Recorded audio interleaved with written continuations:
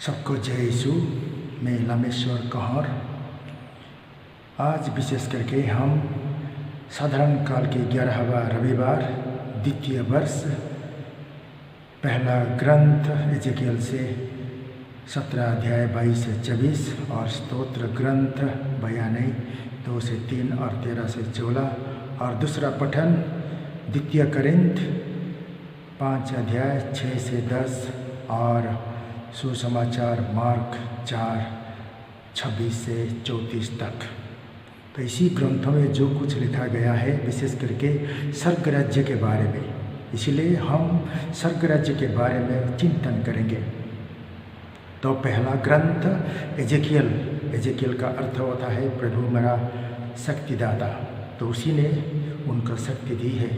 तो इसी तरह जब इस्राएल लोग को प्रभु ने चुना था तो वही लोग प्रभु के लोग थे, लेकिन जो जेहोयाकीन के समय में वो लोग प्रभु को भूल गए और भूलने के बाद प्रभु ने उसको निर्वासन किया।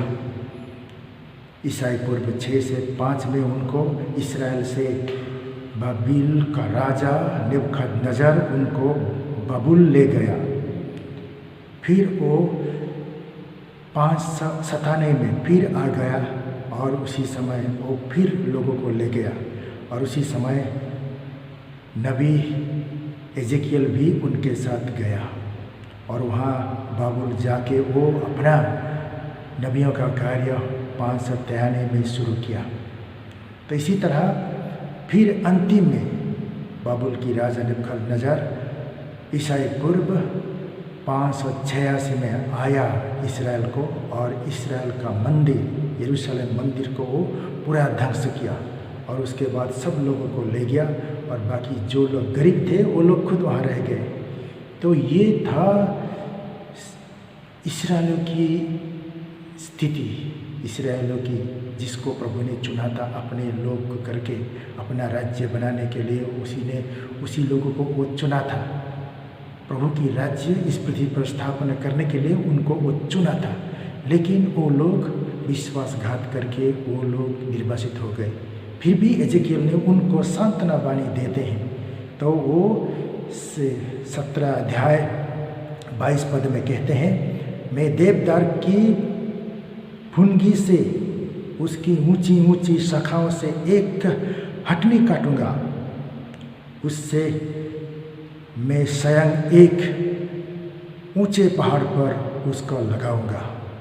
तो इसीलिए प्रभु को दर्शन पाते हैं, एजेकियल ने प्रभु का दर्शन पाते हैं कि वही दाऊद की शाखा और जैसे कि शाखा से वो पेड़ उत्पन्न होगा, तो वही पेड़ है, उसी पेड़ को वो इस्राएल के महान पहाड़ पर वो उनको लगाएंगे। तो उसी पहाड़ में वो लगाए गए थे। वही बेथलेहम में जन्म होके नाजरेत में बढ़ के वो खलबरी पहाड़ पर वो उसी ने वहाँ वो मर गया। तो उसी पेड़ है वही प्रभु यीशु, वही देवदार, वही महान पेड़ है प्रभु यीशु। वो क्रूस है वही महान पेड़ जिसके नीचे वो पक्षियों आते हैं और दूसरे लोग आते हैं, उसकी छत्र छाया तल पर वो लोग विश्राम लेते हैं। तो उसी को वो एजेकियल ने वो दर्शन पाया था। तो इसी तरह वो लोगों को वो दर्शन देते हैं। इसी तरह वो लोग फिर 70 साल के बाद या 40 साल के बाद ईस्वी पूर्व 535 में वो लोग आते हैं यरूशलेम और दूसरा मंदिर जो यरूशलेम मंदिर बनाते हैं और रहते हैं और उसी मसीहा को याद करके वो रहते हैं। और उसके बाद प्रभु यीशु ने आते हैं, जन्म लेते हैं और वो अपना प्रचार शुरू करते हैं। जब और शुरू करते हैं तो वो कहते हैं मार्क 1:15 से वो कहते हैं, समय पूरा हो चुका है, ईश्वर का राज्य निकट आया है और पश्चाताप करो और सुसमाचार में विश्वास करो। ये 4 चीज़ों को प्रभु यीशु कहते हैं कि समय हो गया है, समय हो चुका है। पिता परमेश्वर ने जो समय दिया था वो हो गया है और ईश्वर का राज्य निकट आ गया है। तो ईश्वर का राज्य, वो प्रभु का राज्य, ईश्वर का राज्य आ गया है, वो खुद आ गया है वैसे। इसलिए वो लोगों को कहते हैं अभी तुम अपने पाप के लिए पश्चाताप करो और सुसमाचार में विश्वास करो। अर्थात वही सुसमाचार प्रभु यीशु ही है। मुझ में विश्वास करो, ऐसा कहते हैं प्रभु यीशु। लेकिन वो लोग नहीं समझते हैं इसी बात को, इसलिए प्रभु यीशु ने उनको उपमा से वो बताते हैं। तो मार्क 4:26 में वो कहते हैं, ईसा ने उनसे कहा, ईश्वर का राज्य उन मनुष्य के सदृश है जो भूमि में बीज बोता है। तो वही मनुष्य के सदृश, ईश्वर का राज्य मनुष्य के सदृश है जो बीज बोता है। उसी तरह वो और फिर कहते हैं मार्क 4:31 में, तो ये ईश्वर का राज्य यह एक दाने के सदृश है, सोरिस राई के दाने के सदृश है। स्वर्ग राज्य एक राई के दाने के सदृश है, छोटा है, वो छोटा से शुरू होता है। तो इसी तरह वो माँ मरिया से शुरू होता है। माँ मरिया विश्वास करता है, प्रभु यीशु को जन्म देता है, इसलिए प्रभु यीशु और उसके बाद यूसुफ, तो ये पवित्र परिवार, तो यीशु, मरिया और यूसुफ की परिवार, इसी से छोटा से बड़ा होता है। एक व्यक्ति से एक परिवार से बहुत बड़ा परिवार हो जाता है। तो इसलिए ये राई की दाना सदृश छोटा से बड़ा हो गया है। ये प्रभु की राज्य है। प्रभु व्यक्ति के जैसे जो बुनता है, प्रभु की वाणी जो बुनता है, प्रभु की शब्द जो बुनता है, तो वही, और वो राई की दाना सदृश छोटे से ही वो शुरू होता है। लेकिन ये प्रभु ही शुरू करते हैं और हमारा कर्तव्य भी होता है उसी में रह के बढ़ जाना और प्रभु के साथ रहना। इसलिए ये प्रभु की राज्य है, ईश्वर का राज्य है। लोग पूछते हैं प्रभु तो कैसे आएगा, इधर हो या उधर हो?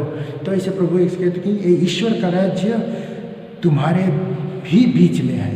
तो प्रभु यीशु लूक 17:21 में कहते हैं, ईश्वर का राज्य तुम्हारे ही बीच में है। तो ये हमारे बीच में है। जब एक या दो व्यक्ति प्रभु यीशु के नाम पर प्रार्थना करते हैं तो उसी के साथ प्रभु रहते हैं, तो हमारे साथ भी रहते हैं, क्योंकि हमारा शरीर जो ये पवित्र आत्मा का मंदिर है। तो एक व्यक्ति हो या दो व्यक्ति हो या एक परिवार हो या एक देश हो या एक पृथ्वी हो, जब हम एक साथ प्रभु के नाम पर आते हैं और प्रार्थना करते हैं, पूजा करते हैं, मिसा बलिदान चढ़ाते हैं, तो प्रभु हमारे साथ रहते हैं। तो ये है प्रभु की राज्य, क्योंकि उसी का शासन, उसी के नाम पर हम अपना जीवन को परिचालित करते हैं, उसी के नाम पर अपना परिवार को हम परिचालित करते हैं, उसी के नाम पर हमारा कलीसिया हम परिचालित करते हैं। इसीलिए संत पौलुस ने रोमियो लोग को कहते हैं 14:17 में वो कहते हैं, ईसा का राज्य खाने पीने का नहीं, बल्कि वह न्याय, शांति और पवित्र आत्मा द्वारा प्रदत्त आनंद का विषय है। तो ये खाने पीने का समय नहीं, हम तो खाना पीना तो करते हैं, रहते हैं, पृथ्वी पर रहेंगे, और उसी के साथ साथ न्याय, शांति और पवित्र आत्मा के द्वारा आनंद का विषय हम प्रचार करेंगे और उसी के साथ हम इस पृथ्वी पर रहेंगे। इसीलिए ये हमारा कर्तव्य होता है। जैसे संत पौलुस ने दूसरा पत्र में करिन्थियों लोगों को कहते हैं कि हम इसलिए सदा ईश्वर के भरोसा रखते हैं, ईश्वर पर हम भरोसा रखते हैं, इस पृथ्वी पर हम जीते हैं और अपना ईश्वर पर, पिता पुत्र और पवित्र आत्मा त्रैक्य परमेश्वर पर हम विश्वास रखते हैं, क्योंकि हम आँखों देखी बातों पर नहीं बल्कि विश्वास पर चलते हैं। खुद देखने सुनने से हम नहीं जीते हैं, लेकिन हम विश्वास कर, जो भी हम नहीं देखे हैं उसी का विश्वास कर हम चलते हैं कि अंतिम दिन में हमारा विचार होगा। जैसे दूसरा करिन्थियों 5:7 में या 10 पद में संत पौलुस ने कहते हैं, मसीह के सामने हम खड़ा होंगे, मसीह के न्यायसन के सामने पेश किया जाएगा हमको, तो हम उसी के सामने पेश किया जाएंगे और प्रभु यीशु ने हमको विचार करेंगे। अच्छा हो तो हमको स्वर्ग ले जाएंगे और बुरा हो तो हम नरक चला जाएंगे। तो इसी तरह ये प्रभु यीशु ने तो स्वर्ग राज्य इस पृथ्वी पर स्थापन की है। तो इसी पृथ्वी पर वो पेत्रुस को कहा, पेत्रुस तुम पत्थर हो, तुम इस पत्थर पर मैं अपना कलीसिया स्थापन करता हूँ। मत्ती 16:18 में वो कहते हैं, तो उनको चाबी देते हैं, पृथ्वी का चाबी और स्वर्ग का चाबी उनको देते हैं। इसीलिए स्वर्ग का राज्य इस पृथ्वी पर प्रभु यीशु ने स्थापन किया। इसीलिए वो कहते हैं कि स्वर्ग राज्य सन्निकट, समय हुआ है, स्वर्ग राज्य सन्निकट, पश्चाताप करो और सुसमाचार में अर्थात मेरे पर विश्वास करो। तो इसीलिए आज जो लोग उसी स्वर्ग राज्य में रहना चाहते हैं, तो वही स्वर्ग राज्य है एक पवित्र कैथोलिक और प्रेरितिक कलीसिया।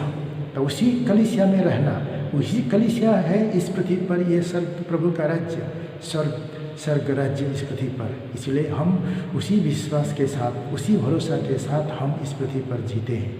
इसीलिए तो आइए आज विशेष करके उसी स्वर्ग राज्य में हम रहेंगे और उसी के नाते हम अपना कार्य करेंगे। धन्यवाद।